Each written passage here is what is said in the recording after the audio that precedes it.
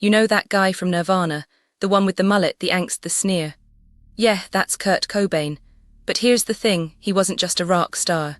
He was a weirdly fascinating mix of rebellion, vulnerability and weirdness that somehow made millions of people feel seen. He looked like he'd just rolled out of a 90s grunge sleepover, with a hoodie, jeans and a scowl that could cut glass.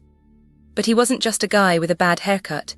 He was a symbol of a generation's pain, confusion and desire to be understood. He was a mess, but somehow that mess became a mirror for everyone who felt invisible. You know what I mean?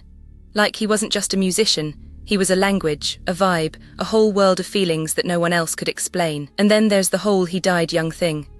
Like he was only 27 when he passed, and that made people think, oh, he was just a kid who got too much pressure and now he's gone. But that's not the whole story. So why was he so popular? Why did millions of people feel like he knew their secrets? That's what we're diving into today. But first, let's take a moment to appreciate the weird, beautiful mess that was Kurt Cobain. So what exactly are we talking about? Well, Kurt Cobain was the lead singer of Nirvana, a band that basically broke the rules of rock music in the 90s. He was the voice of a generation that felt ignored. He wasn't just a musician, he was a symbol. His music was raw, emotional and real. People connected with him because he felt like one of them, not some distant rock star. He had this vibe, messy hair, a sense of rebellion and a lot of heart. He didn't just play music, he lived it, and that made him unforgettable. But it's not just about the music. It's about the way he represented something bigger, the struggle, the confusion, the search for identity in a world that felt too loud. So when we talk about why Kurt Cobain was so popular, we're really talking about a cultural moment, a voice for the voiceless, and a legacy that still resonates today. You think you don't care about Cobain? Think again. He's the reason you know what a grunge haircut looks like. He's the reason you've ever heard the word sludgy used in a sentence. And honestly, you've been influenced by him even if you didn't realize it. He didn't just change music, he changed how people dress, how they talk, how they feel. He made being weird cool again, and that's why you secretly care. You just don't know it yet. Even if you don't like Nirvana, you've still been shaped by them. It's like being in a room with a strong smell. You might not like it, but you can't ignore it. Cobain's smell is everywhere. So yeah, you should care. Not because he was perfect, but because he was real. He was raw, he was real, and that's why you still feel something when you hear those words. Smells like teen spirit. Alright, let's rewind to the early 90s when Kurt Cobain was just starting to make waves.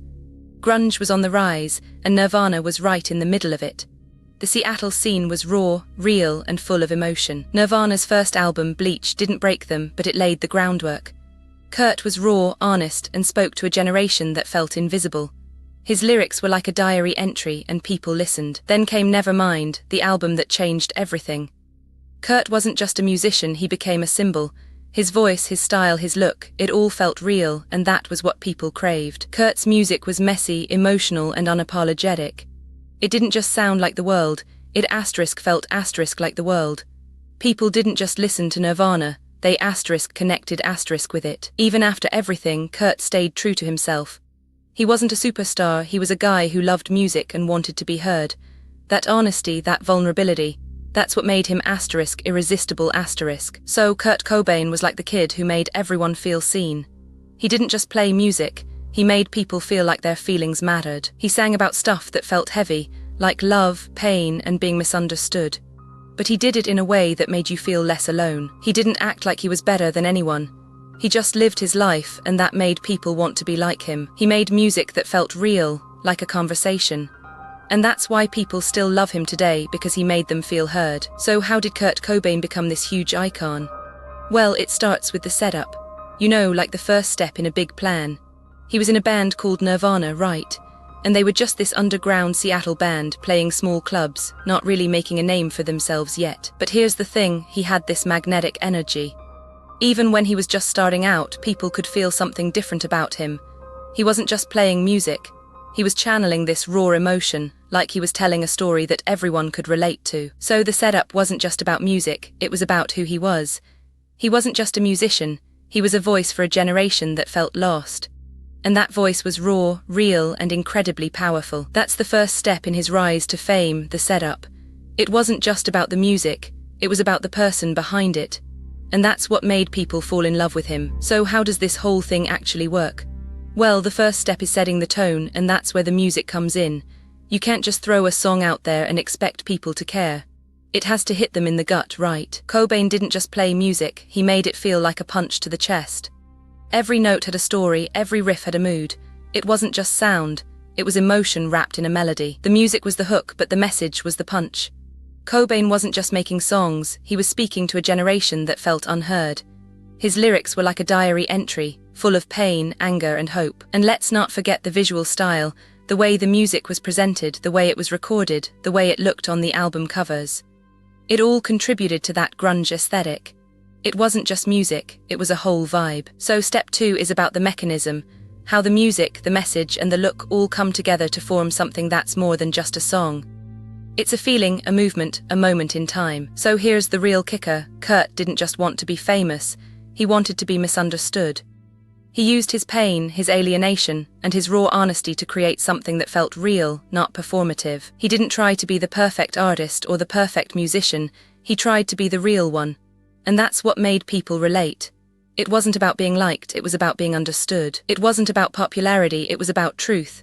And that's why people didn't just follow him, they became him. They saw themselves in his music, and that's what made it timeless. Kurt Cobain didn't chase fame, he used it as a mirror. And when people looked in that mirror, they saw something real, something human, something that made them feel less alone. That's the real twist. He didn't just make music, he made a movement. And that's why his legacy lives on, not just in songs, but in the hearts of people who still feel seen. So let's talk about the real deal. Like the science of why Cobain's voice, lyrics, and vibe hit so hard. It's not just about being raw, it's about being human in a way that makes you feel seen. Cobain's voice wasn't just raspy, it was full of cracks, like a broken guitar string. That imperfection made it feel real, like you were listening to a friend who had a rough week. And then there's the vibe. His whole energy was like a storm. It wasn't just loud, it was emotional, and that kind of chaos is super contagious. So it's not just about the music, it's about the feeling.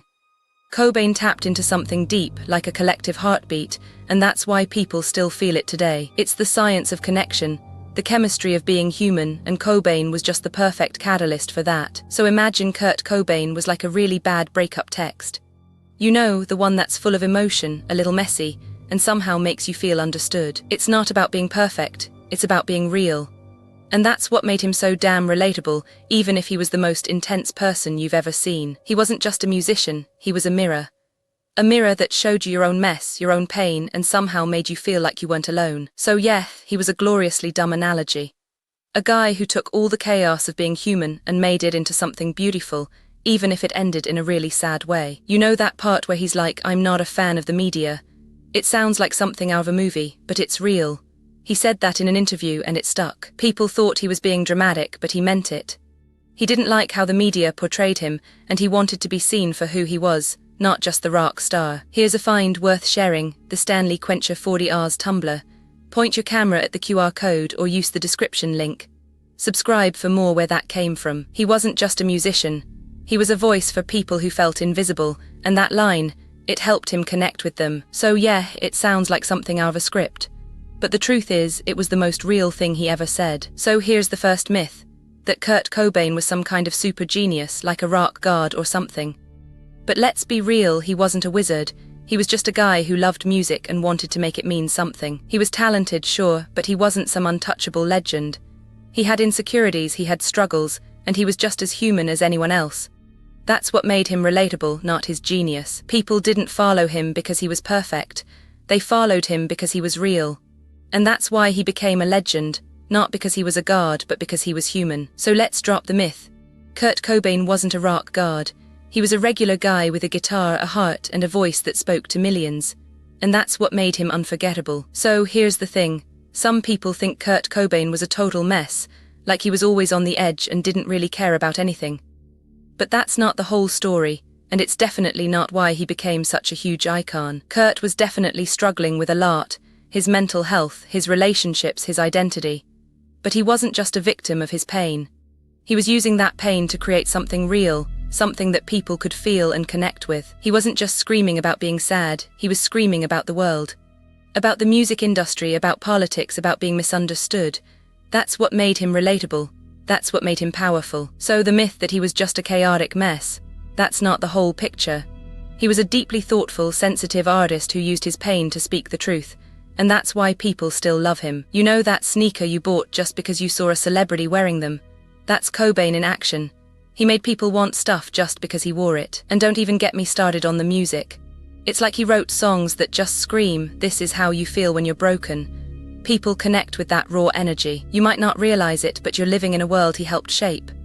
From fashion to music, he's like a ghost in the machine, always there, always influencing. So next time you're scrolling through your feed or jamming to your favorite track, remember you're not just listening to music. You're living a legacy. So imagine this, a bunch of kids in the early 90s hanging out in a basement trying to make their own music. They're all messed up, not in a bad way but just really into it. They're not trying to be famous, they're just trying to make something real. They're not even trying to copy Cobain, they're just trying to be themselves. But somehow, their raw, unfiltered energy starts to catch on. It's like they're speaking the language of a generation that's been ignored. And then, one day, they're not just listening to the music anymore. They're creating their own. They're not trying to be rebels or heroes, they're just trying to be heard. And that's when it starts to feel like something bigger is happening. It's not about being perfect, it's about being real.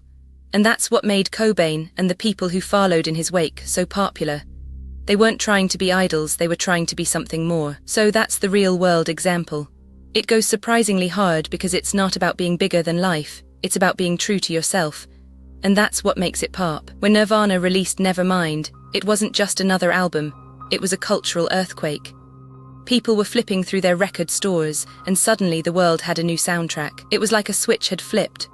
Grunge became the soundtrack of a generation, and Nirvana was the face of it. It wasn't just music, it was rebellion, raw emotion, and a sound that felt like it was born from the streets. The album sold millions, breaking all kinds of records. It wasn't just about the music, it was about the attitude. And Cobain, with his laid-back vibe and raw talent, became the icon of that movement. The album was a cultural phenomenon, and it didn't just sell records, it changed the way people listened to music. Nirvana became the voice of a generation that had nothing left to say and everything to feel. So in a way, Cobain didn't just make music, he rewired the way we felt, listened, and connected. And that's why, even today, his music still speaks to people who are searching for something real. Then came the lawsuits, the media scrutiny, and the constant pressure to be perfect. Kurt was never built for the spotlight, and the more they tried to shine it on him, the more he cracked. He started to spiral, drinking more, hiding more, and pushing people away. His bandmates felt the weight, and the music began to change, less raw, more distant, like he was reaching for something he couldn't find. Then came the final blow, the incident with the gun, the news that changed everything. It wasn't just the end of a career, it was the end of a person, a dream, and a generation's hope. In the aftermath, fans everywhere felt the loss deeply. His music became a symbol of something bigger than himself, a cry for help, a reminder of how fragile fame can be and how quickly it can all fall apart. Kurt Cobain's story isn't just about a musician. It's about the price of being seen, the burden of being perfect, and how sometimes, even the brightest stars burn out too soon. But here's the catch, Cobain's popularity wasn't just about the music. It was about the pain, the chaos, the raw emotion. People were drawn to the mess, not the masterpiece. He wasn't just a rock star, he was a cautionary tale, a man who found fame but lost himself in the process. The public loved the story, but they didn't know the full cost. And so, while millions celebrated his music, few understood the wreckage he left behind.